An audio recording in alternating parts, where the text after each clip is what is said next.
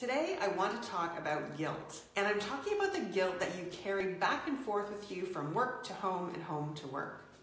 And for me, at one point in my career, this took the form of a laptop bag, because I would feel guilty at work because I hadn't gotten enough done, and I would pack something into that bag that I intended to do that evening or that weekend, and I would take it home.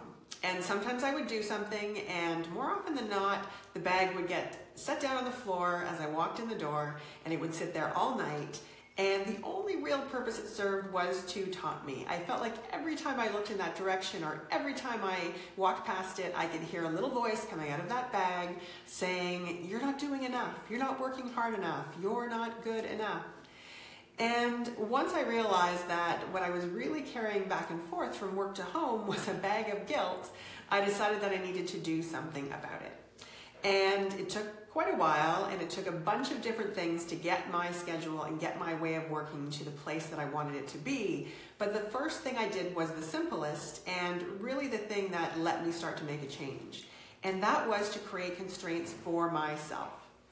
I'm not talking about negotiating your workload with someone else. I'm not talking about anything, too complex. What I'm talking about is simply setting boundaries that were completely internal. So I started by saying that on one specific night per week, I would not do any work after I left the office. And that was terrifying at first, but the world didn't end, nothing really bad happened, so I extended it to 2 nights. And I started to draw some boundaries around the times that I would work and the times that I would do other non-work things.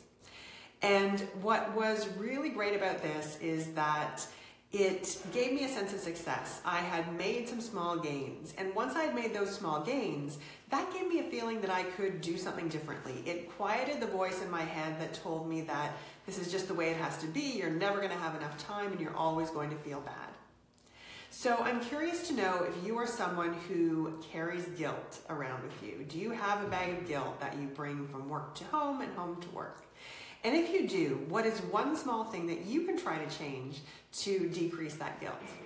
And if you've started to get it figured out, what are some tricks that you've used in the past that have worked really well for you in terms of, again, reducing that guilt? I'd love to hear about it in the comments.